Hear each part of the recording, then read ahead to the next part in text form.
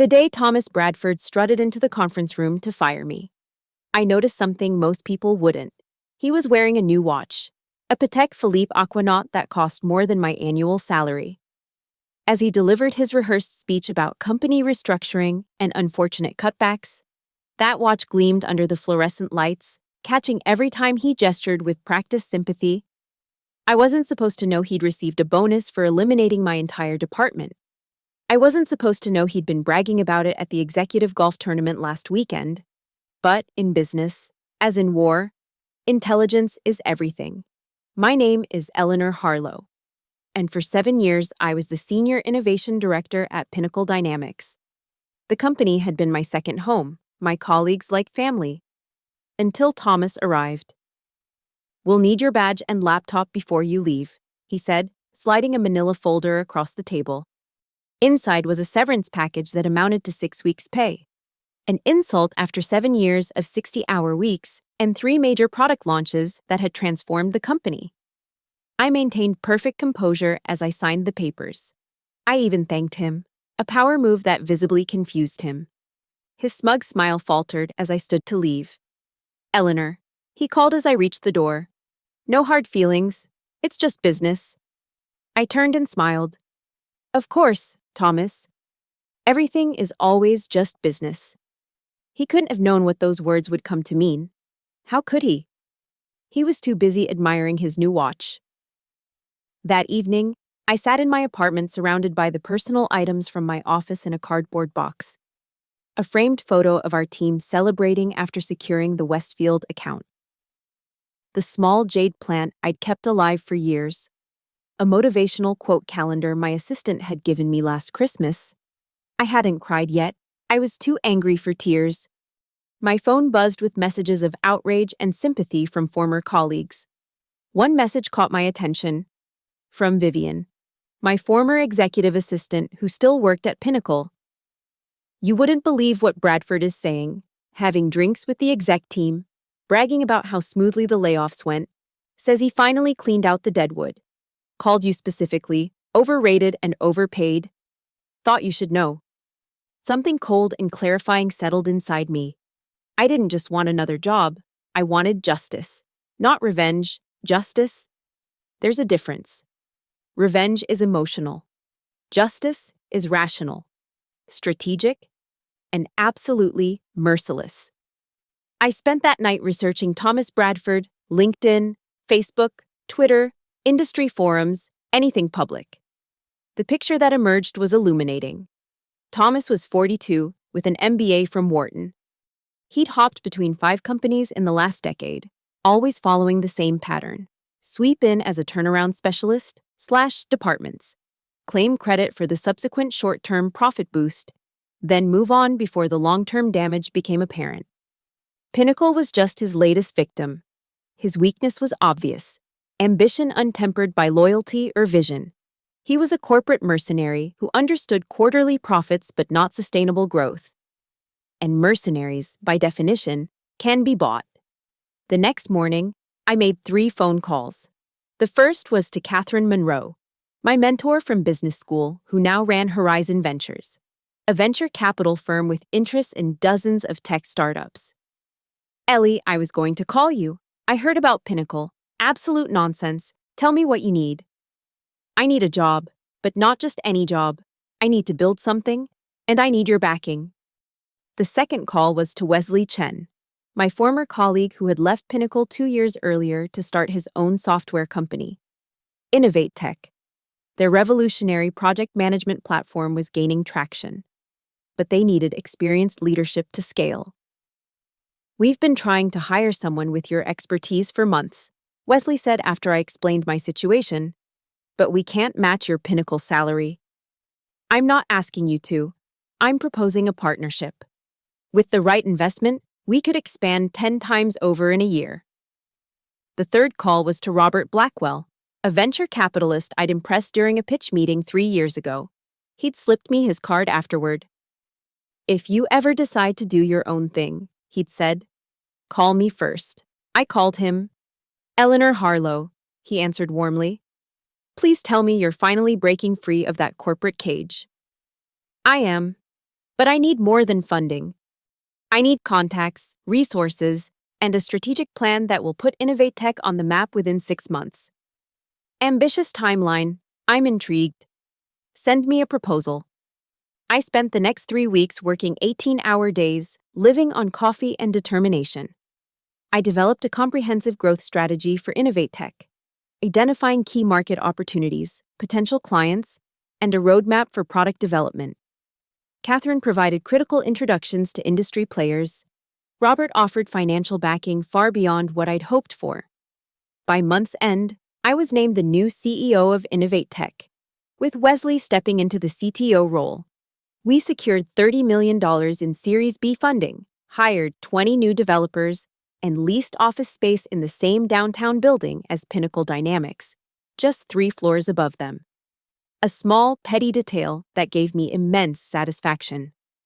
Our first major decision was to acquire a struggling but innovative UX design firm called Artemis Creative. Their groundbreaking interface designs complemented our platform perfectly, and the acquisition gave us immediate credibility in the enterprise market. The announcement made the front page of Tech Week.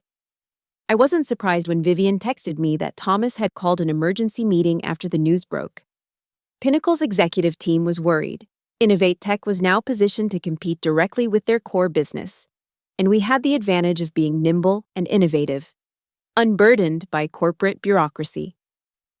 The morning after our acquisition announcement, I arrived at our new offices early, standing at the window overlooking the city as dawn broke. This was the view I'd dreamed of since I was a business school student. Not just the cityscape, but the perspective of a founder, a builder. In 7 years at Pinnacle, I'd contributed to someone else's vision. Now I was creating my own. Wesley arrived shortly after, carrying 2 cups of coffee. He handed me one and stood beside me at the window. "Did you sleep at all?" he asked. "About 3 hours. Too much going on in my head." "Having second thoughts?" I shook my head. "Not even for a second. Just planning the next moves." He nodded toward the building directory in the lobby below, where maintenance workers were adding Innovate Tech to the listing. "Think they've noticed downstairs yet? If not, they will soon enough." That day, we had our first all-hands meeting with the combined Innovate Tech and Artemis Creative teams. 45 people gathered in our main conference room, a mix of excited and anxious faces. I recognized the anxiety. It was the same expression my team at Pinnacle had worn in the weeks before the layoffs, that sense of uncertainty about where they stood in a changing organization. I began by addressing it directly. "I know some of you are wondering what this acquisition means for your roles. So let me be clear, no one is losing their job. In fact, we'll be expanding both teams. What happened to me at Pinnacle Dynamics will never happen here. We grow together, or not at all." The relief in the room was palpable. I introduced our leadership team, outlined our 6-month goals, and explained how each department would contribute. By the end of the meeting, the anxiety had transformed into enthusiasm. These weren't just employees anymore. They were co-conspirators in what was quickly becoming the most exciting venture in our industry. Over the next 4 months, I channeled all my knowledge of Pinnacle's weaknesses into Innovate Tech's strategy.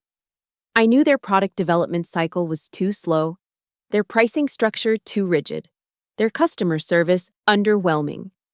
We designed our approach specifically to exploit these vulnerabilities. We launched targeted campaigns to Pinnacle's most dissatisfied clients, offering migration services at steep discounts. We headhunted their best talent with better compensation packages and equity options. We outbid them on 3 major contracts they had assumed were guaranteed. When we secured the Westfield account, Pinnacle's largest client, I received another text from Vivian. Bradford called to emergency board meeting, yelling about unfair competition.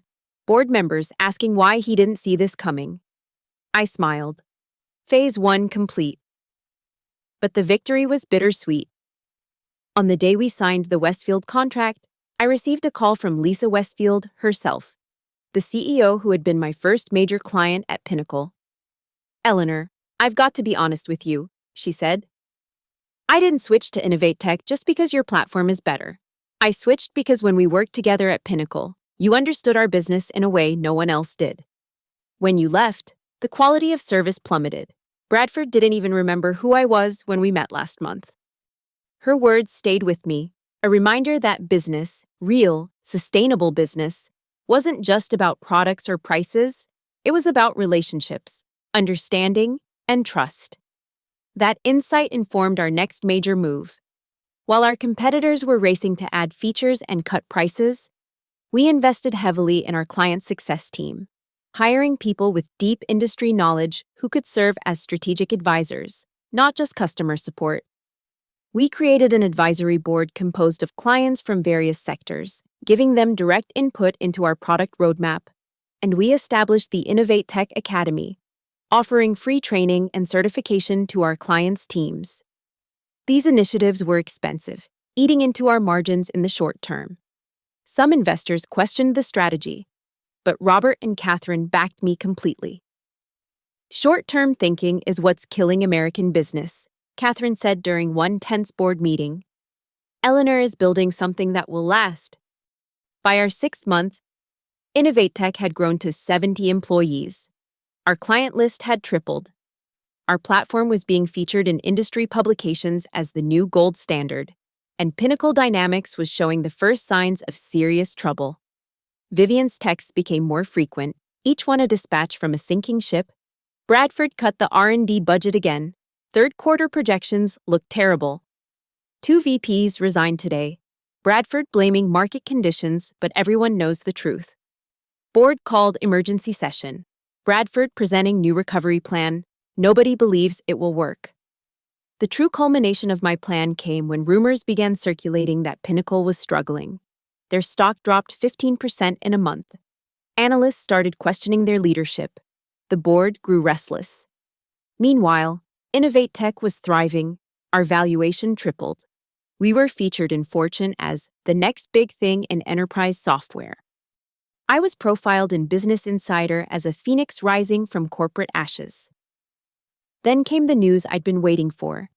Thomas Bradford had been terminated from Pinnacle Dynamics.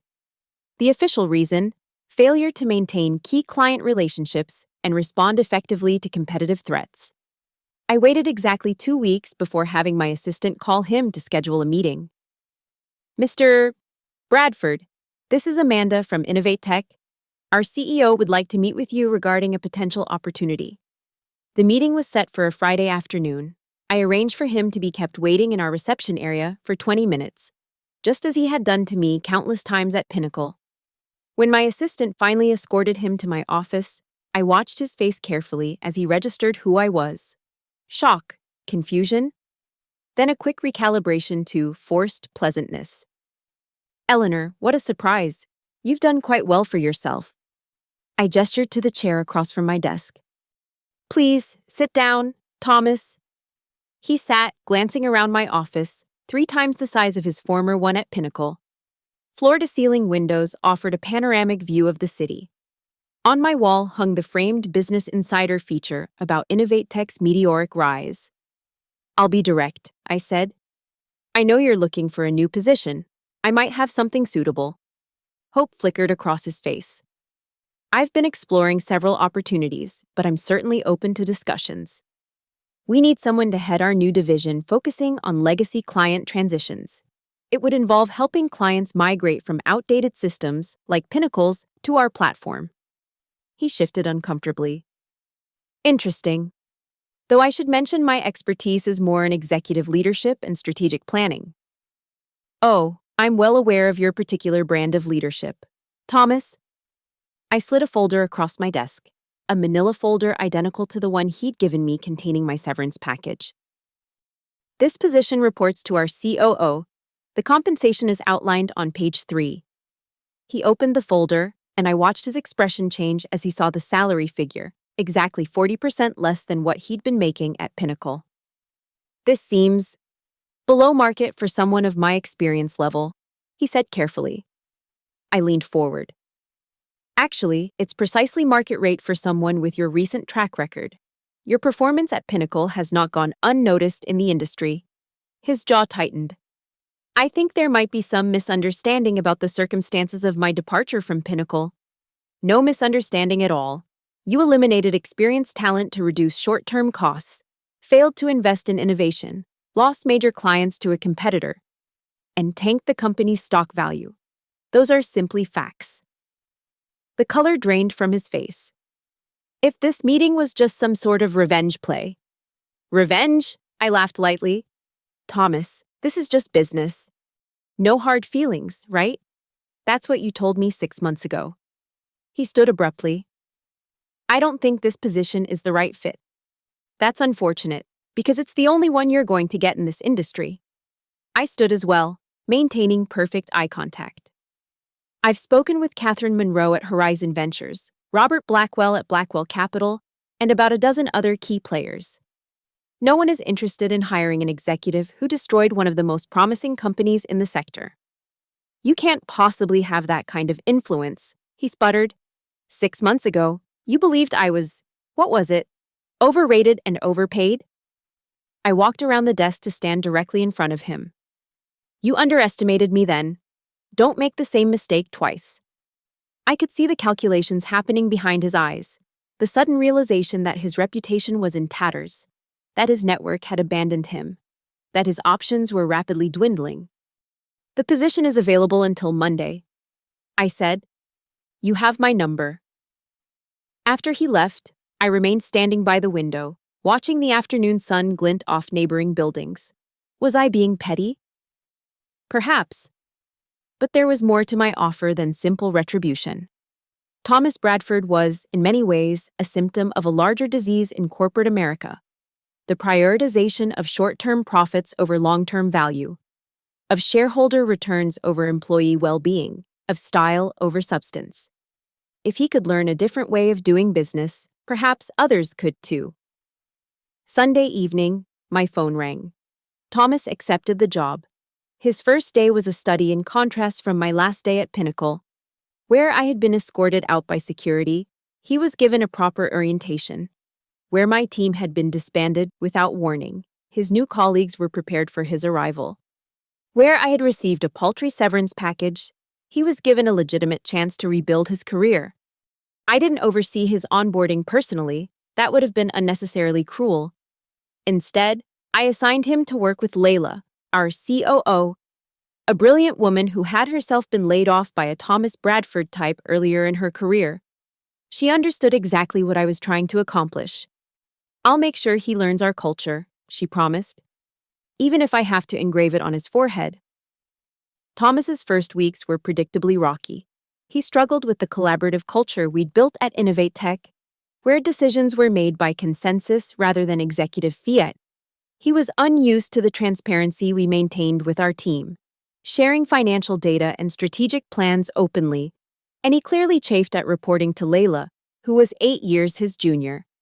After his first month, Layla brought me his performance review. He's resistant, she said, but not incapable. When he actually listens, he has good insights. The problem is getting him to listen. Keep him on client transitions. I advised. Let him see firsthand what happens when companies prioritize people over short-term profits. The irony wasn't lost on me. I was investing in Thomas Bradford's development the way he should have invested in his teams at Pinnacle. But, as my grandmother used to say, sometimes the best way to teach a lesson is to be the example. Thomas's breakthrough came 3 months into his tenure at Innovate Tech. He had been working with a mid-sized manufacturing company transitioning from Pinnacle's outdated inventory management system to our platform. The client's team was resistant, worried about disruption to their operations. Thomas had been growing increasingly frustrated with their hesitation. During a tense meeting, I watched from the back of the room as Thomas prepared to do what he'd always done: push harder, dismiss concerns, assert authority. But then something shifted. He paused, looked at the client's operations manager, a woman in her 50s who had expressed the most reservations, and asked, "What's your biggest worry about this change?" She blinked, surprised to be asked directly. "That we'll lose historical data that isn't properly migrated. I've been with this company for 22 years. I remember when we had to rebuild our inventory records after the last system change. It was a nightmare." Thomas nodded. "That's a valid concern. Instead of rushing to meet our original timeline, let's build in an additional 2 weeks for parallel systems and verification. After the meeting, I approached him. That was good work in there. He seemed genuinely surprised by the compliment. I just did what needed to be done. No, you listened. There's a difference.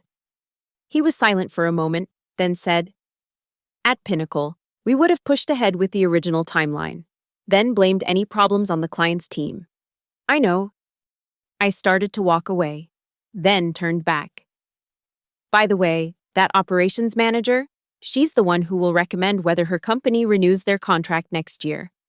And she never forgets who respects her expertise and who doesn't. It was a small moment, but a revealing one. Thomas Bradford was capable of change when given the right environment and incentives. He'd been shaped by a corporate culture that rewarded swift, decisive action over thoughtful collaboration. But he wasn't irredeemable. Over the next several months, I watched as he gradually integrated into InnovateTech's culture. He stopped wearing expensive suits to work, adopting the business casual style favored by our team. He started contributing in all-hands meetings, offering insights without trying to dominate the conversation. And most tellingly, he began building genuine relationships with colleagues, remembering details about their lives outside work. 6 months after his hiring, he was still working in that same role, reporting to managers 10 years his junior, handling transition details for clients he had once dismissed as small fish at Pinnacle. He did the job adequately. I'll give him that. Desperation is a powerful motivator. Sometimes I would pass him in the hallway or see him in the company cafeteria. He would nod politely, his eyes carefully blank. The Patek Philippe watch was gone, replaced by something more modest. Was it petty to keep him employed there? A daily reminder of the consequences of his actions? Perhaps. But I preferred to think of it as a valuable learning opportunity for him. After all, as leaders, we should always be developing our people. The real test of Thomas's transformation came when we decided to pursue acquiring another struggling company, Meridian Software. Like Artemis Creative before it, Meridian had brilliant technology but poor management. Unlike Artemis, Meridian had a toxic culture of overwork and fear, much like what Thomas had created at Pinnacle. During our executive team meeting to discuss the acquisition, Thomas surprised everyone by speaking up.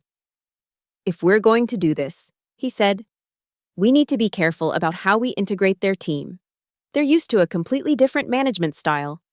Layla raised an eyebrow. What would you suggest? A slower integration. Keep their teams intact initially. Pair each of their department heads with one of ours as a mentor. Show them our way of working rather than just telling them. The room fell silent.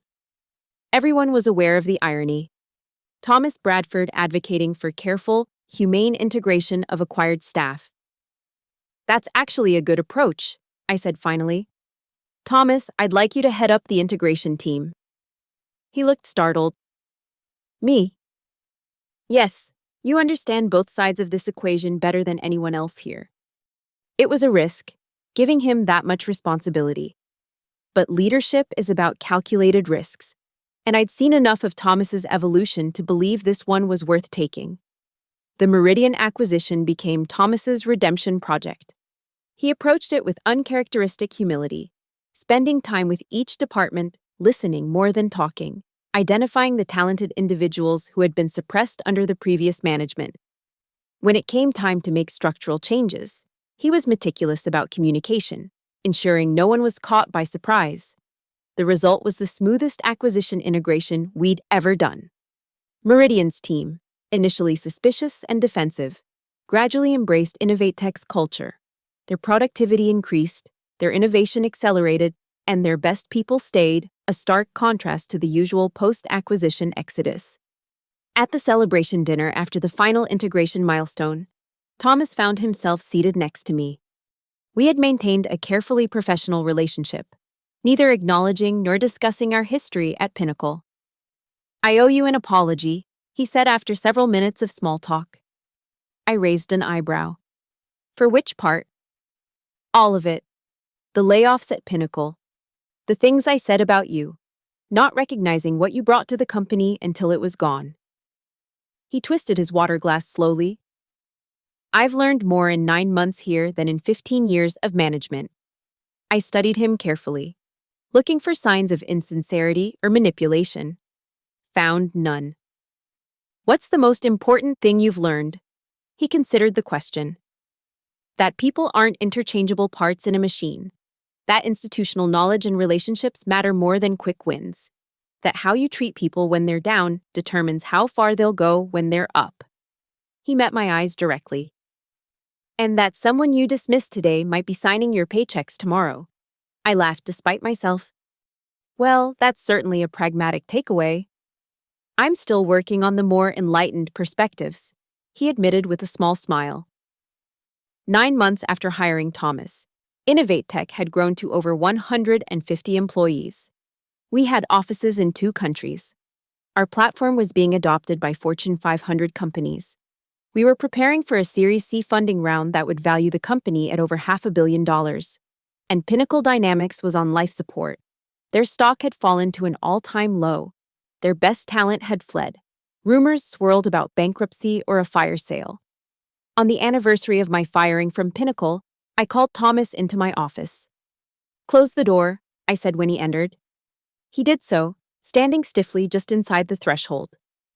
You wanted to see me? Yes, I'm promoting you to Director of Client Relations. Surprise flickered across his face. Thank you. You've performed well in your role. You're detail-oriented, you understand the client's needs.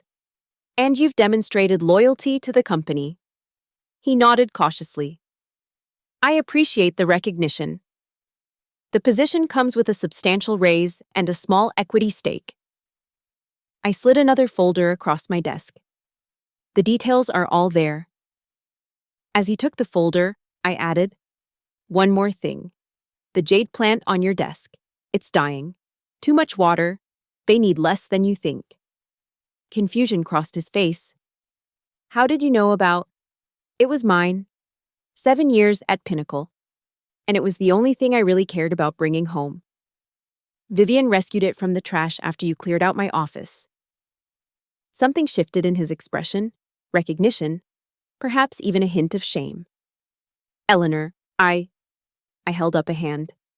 We don't need to do this. Thomas, the past is done. What matters is what we build going forward. After he left, I stood at my window overlooking the city. Innovate Tech had grown beyond my wildest expectations. Our platform was revolutionizing how enterprises managed their workflows. The company I had helped build was making a genuine difference. And Thomas? He would either grow into his new role or he wouldn't. The promotion wasn't charity. He had actually done good work. People can change when their circumstances force them to see themselves clearly. That evening, as I prepared to leave the office, I passed Thomas's desk. On it sat the jade plant, now repotted in fresh soil. A small note leaning against it. You were right. Less water. Thank you for the second chance. I didn't leave a response. Some lessons don't need reinforcement. Some victories don't need acknowledgement. The next morning, I walked into a meeting with our executive team to discuss our next acquisition target. On the list, Pinnacle Dynamics, now struggling to stay afloat after Thomas's disastrous tenure. What do you think, Eleanor? Our CFO asked. Should we acquire them or let them sink?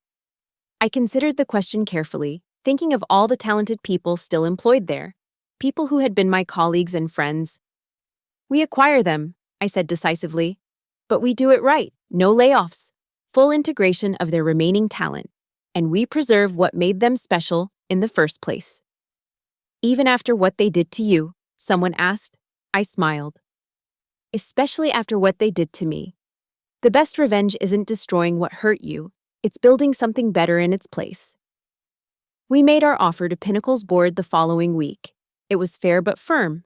We would assume their debt, honor their contracts, and retain their employees.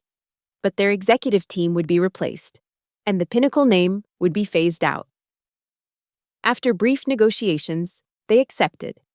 The day the acquisition was announced, I stood in Pinnacle's main conference room. the same room where Thomas had fired me a year earlier. But this time, I was addressing the entire staff, many of whom had been my colleagues. I know many of you are worried about what this acquisition means for your jobs, I began. So let me be clear, no one is losing their position because of this change. Innovate Tech is not in the business of discarding talent. We're in the business of nurturing it.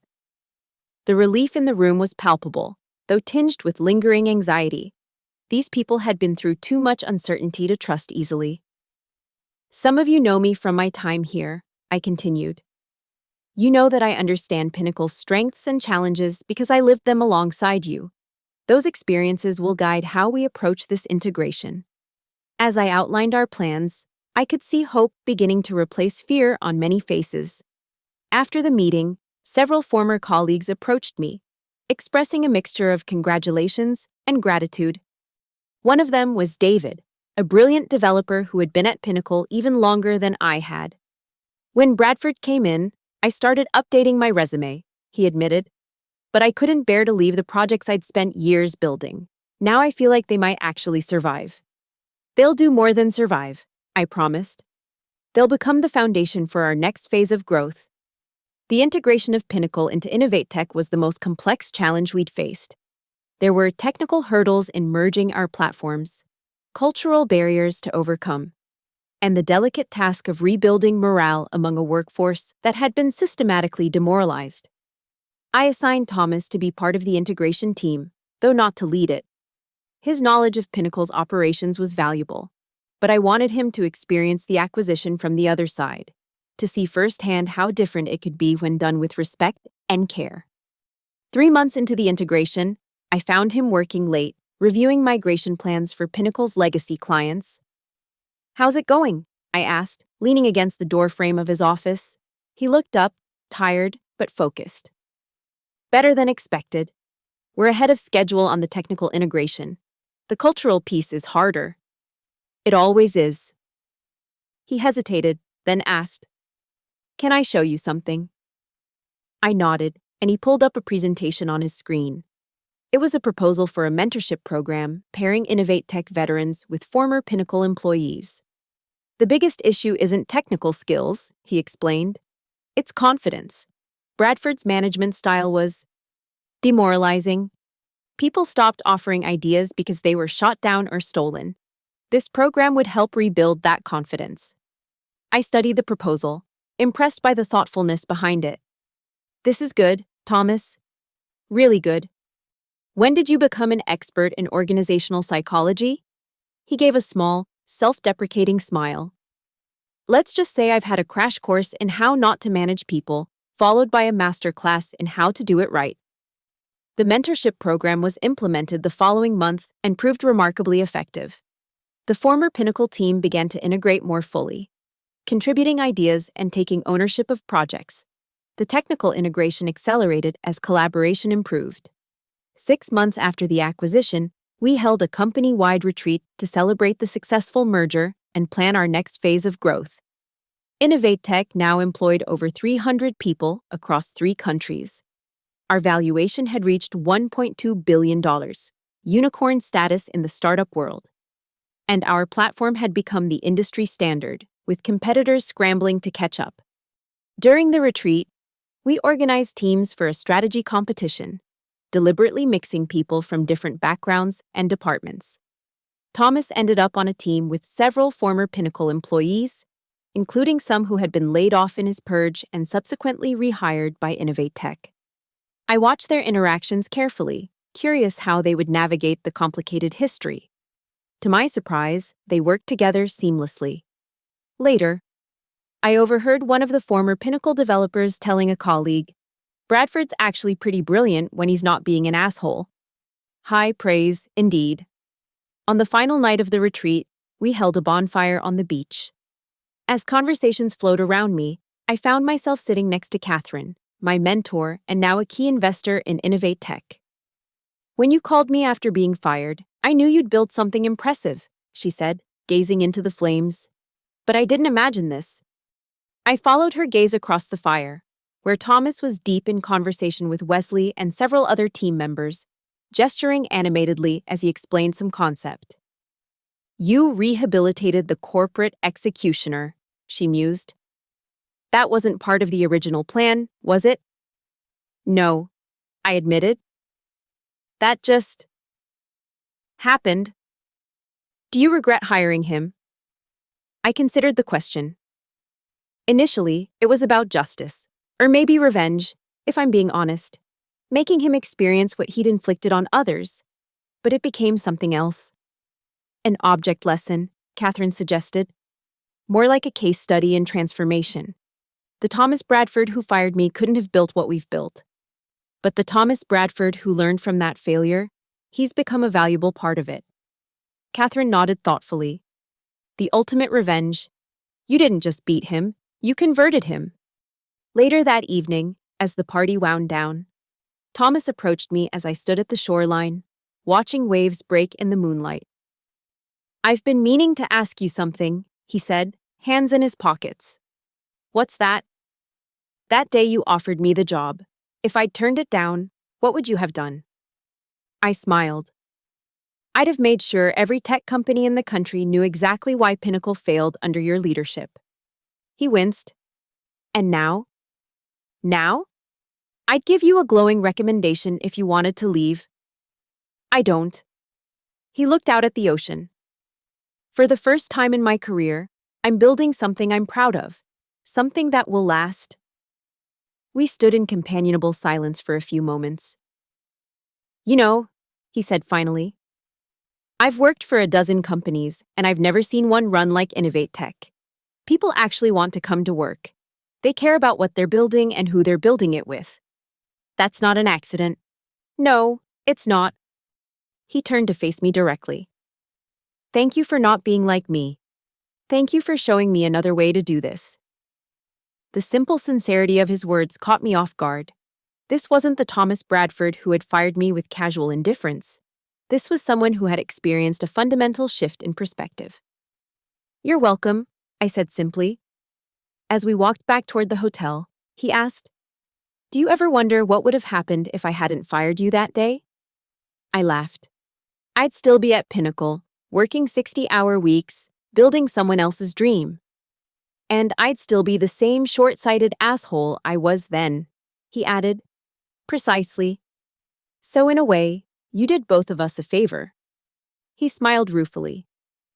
I'm not sure I deserve that much credit for my own redemption arc. No, but you deserve credit for what you've done with the second chance. The next day, as we all returned to our respective offices, I found myself reflecting on the strange journey that had brought us here.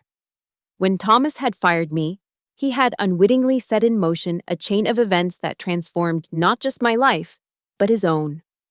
In trying to eliminate what he saw as a liability, he had created his greatest opportunity.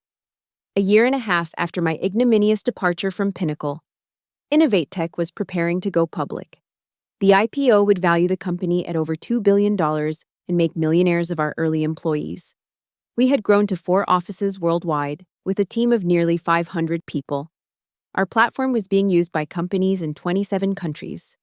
The night before the IPO, I stayed late at the office, walking through the quiet halls, remembering how it had all started. In the executive suite, I was surprised to find Thomas still at his desk, reviewing documents. Big day tomorrow, I said from his doorway. He looked up, a smile replacing his concentrated expression. Historic, I'd say. I entered his office and sat in the chair across from his desk, a reversal of that fateful meeting where he'd fired me. Nervous? About the IPO? No. He set down his pen. About living up to the responsibility that comes with it? Absolutely. I raised an eyebrow. Responsibility. All these people who've trusted us with their careers, the clients who depend on our platform, the investors betting on our future. He gestured to the papers spread across his desk, onboarding plans for new hires we'd be bringing on post-IPO. Success brings its own challenges. I studied him, still occasionally surprised by his transformation. The old Thomas Bradford would have been calculating his stock options right now. The old Thomas Bradford was an idiot, he said matter-of-factly. An idiot who confused money with value and power with leadership? I laughed. Well, when you put it that way. He leaned back in his chair. I've been thinking about what happens next. After the IPO. Worried I'll cash out and leave you holding the bag? I teased. No. Wondering if we can use what we've built here to change more than just our little corner of the industry. I tilted my head. What do you have in mind? The Innovate Tech Foundation, he said, sliding a folder across the desk. A nonprofit arm focused on responsible business practices, ethical leadership training, sustainable growth models, using a percentage of our profits to promote a better way of doing business. I opened the folder, scanning the detailed proposal he'd prepared. It was thoughtful, comprehensive, and ambitious. A plan to scale the Innovate Tech philosophy beyond our own company. When did you put this together? I asked. I've been working on it for a few months, wanted to wait until after the IPO to bring it up. I continued reading, impressed by the scope of his vision. This would be a significant commitment. Yes, he agreed. But isn't that the point? To use our success to drive meaningful change? In that moment, I realized that Thomas Bradford's transformation wasn't just a personal redemption story. It was a proof of concept, evidence that the toxic business practices that had become normalized in corporate America weren't inevitable, that people could change, that companies could be both profitable and humane. I like it, I said, closing the folder. Let's bring it to the board after the dust settles on the IPO. He nodded, looking relieved. Thank you. As I stood to leave, I noticed something on the corner of his desk that made me smile. The jade plant, now thriving in a larger pot. Its leaves thick and vibrant. You've gotten better at that, I observed, nodding toward the plant. Learning when not to overwater was the key, he replied. The metaphor not lost on either of us. The following day, Innovate Tech went public in one of the most successful tech IPOs of the year. Our stock price rose 47% by closing bell, exceeding even the most optimistic projections. Financial analysts praised our solid fundamentals, sustainable growth model, and strong corporate culture. Industry publications highlighted our innovative technology and loyal client base. But what made me proudest was watching our employees, many of whom had been with us from the early days, many others who had joined us from Pinnacle, celebrating as their stock options transformed into real wealth. People who had poured their talent and time into building something meaningful were now reaping the rewards. At the celebration party that evening, I found myself surrounded by the core team who had been with me from the beginning. Wesley raised a toast to Eleanor, who turned getting fired into a $2 billion idea. Everyone laughed and clinked glasses. Thomas, standing at the edge of the group, caught my eye and raised his glass slightly in a private acknowledgement. Later, as the party continued around us, he found me at the window overlooking the city lights. I finally got rid of it, he said without preamble. Got rid of what? The watch. The Patek Philippe I was wearing when I fired you. Donated it to charity. I smiled. Symbolic gesture? Something like that. He paused.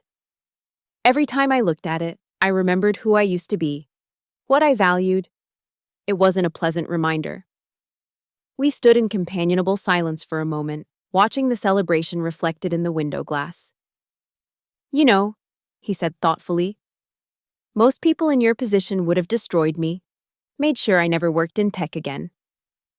That was the original plan, I admitted. What changed? I considered the question. I realized that destroying you wouldn't undo what happened. It wouldn't help the people who lost their jobs at Pinnacle.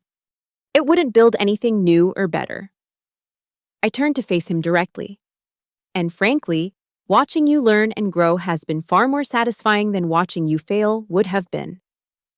He nodded slowly. I'm not sure I would have been that gracious. The old you wouldn't have been, I agreed. But that's the point, isn't it? People change. Companies change. Systems change. Someone just has to show that there's a better way. 3 years after Thomas Bradford fired me, InnovateTech had offices in 7 countries and employed over 1,000 people. Our platform had become the industry standard, our company culture a case study at leading business schools. The InnovateTech Foundation was providing grants and training to promote ethical business practices around the world. And Thomas? He had been promoted to Chief Client Officer, overseeing our global client relationships with the same care and attention he had once reserved for quarterly profit statements. The man who had once seen employees as expendable resources now championed our industry-leading benefits package and professional development programs. On the 3rd anniversary of my firing, we had our annual leadership retreat at a mountain resort.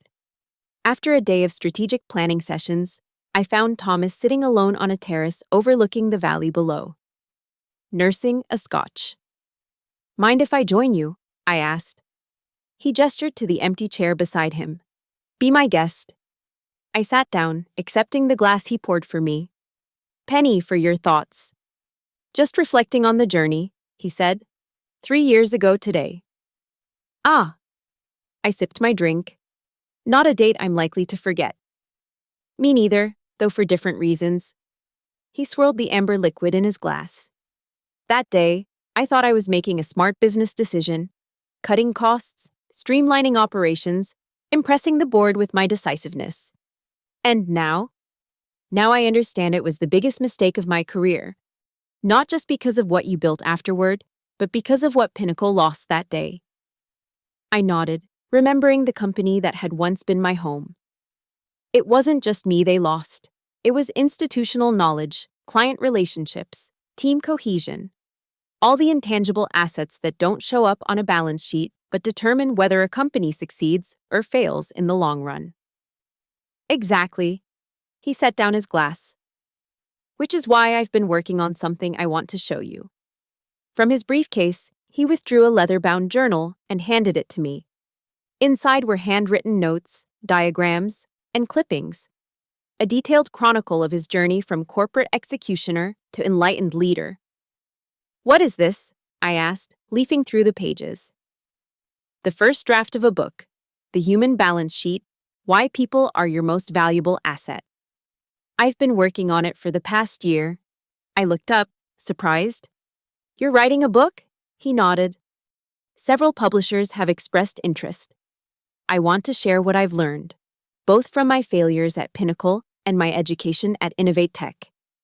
I continued paging through the manuscript, impressed by the depth of his insights and the rawness of his self-reflection. "This is really good, Thomas, and surprisingly honest. That's the point.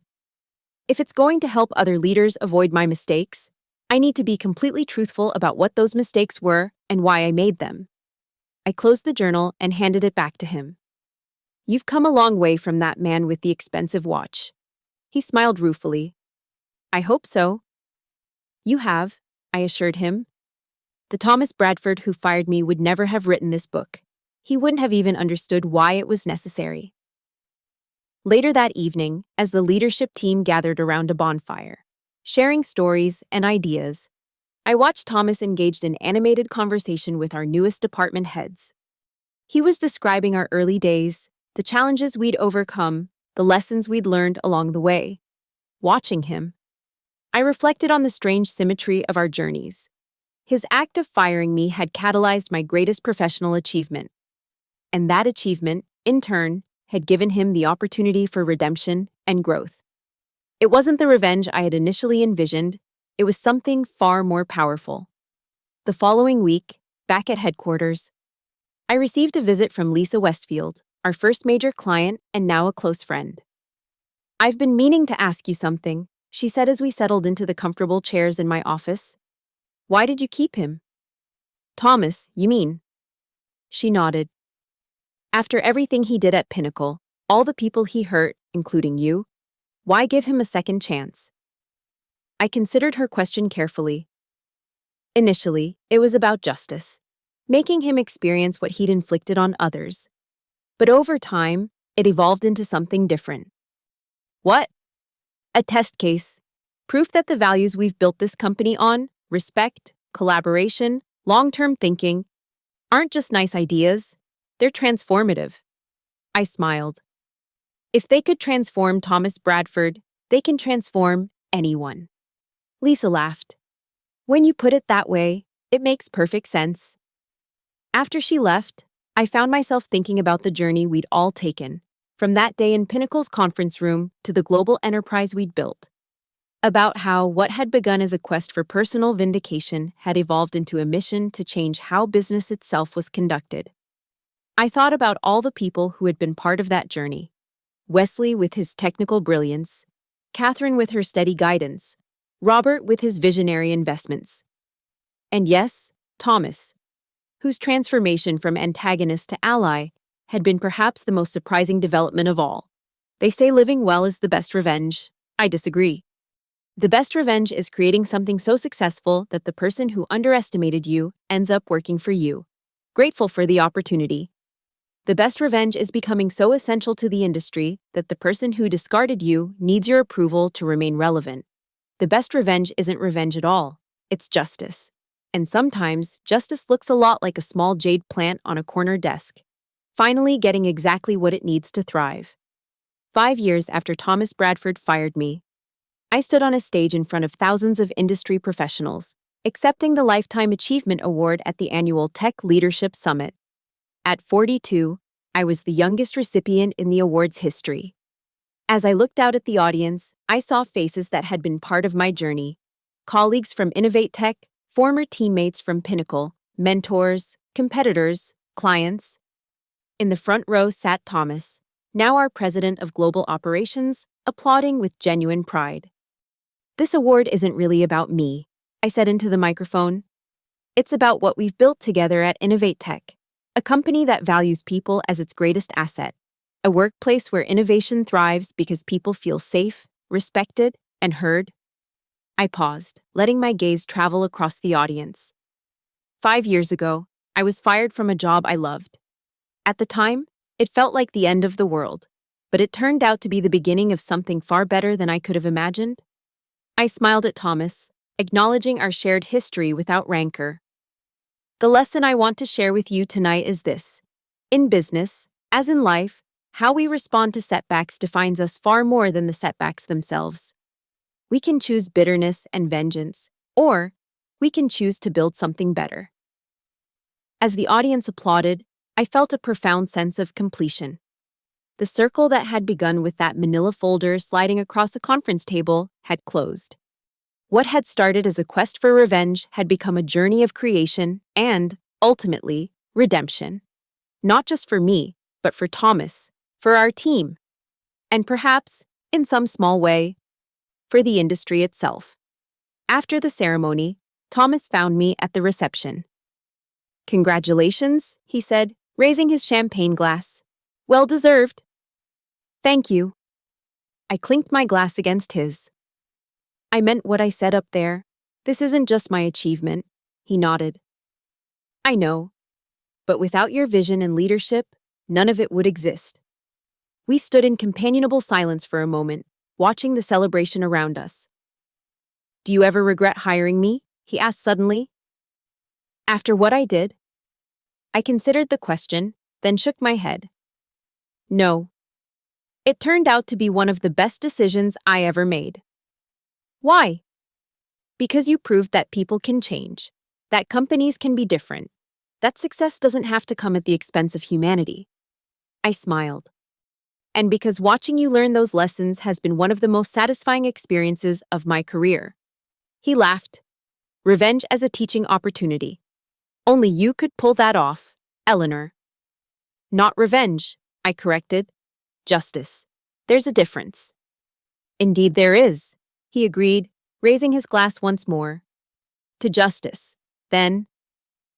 As we clinked glasses, I thought about all the twists and turns that had brought us to this moment, how what had begun as a devastating professional setback had led to the creation of something truly meaningful. How the man who had once dismissed me as overrated and overpaid now worked alongside me, championing the values I'd always believed in. They say success is the best revenge. But I had discovered something far more powerful: transformation. Not just of circumstances, but of people, of systems, of beliefs about what business could and should be. That night, As I accepted congratulations and well wishes from colleagues and competitors alike, I found myself reflecting on a simple truth. The most profound revenge isn't making someone suffer for what they did to you, it's showing them a better way forward, and then walking that path together. The jade plant that had once sat on my desk at Pinnacle now occupied a place of honor in Innovate Tech's main lobby, grown from a small cutting into a magnificent specimen that greeted visitors with its quiet resilience. Like the company itself, it had thrived under the right conditions: consistent care, room to grow, and just the right balance of attention and autonomy. Just as Thomas had learned, sometimes the key to success isn't doing more. It's knowing when to step back, when to trust, when to let things develop naturally. Not overwatering, but creating the conditions for growth. That, perhaps, was the greatest lesson of all.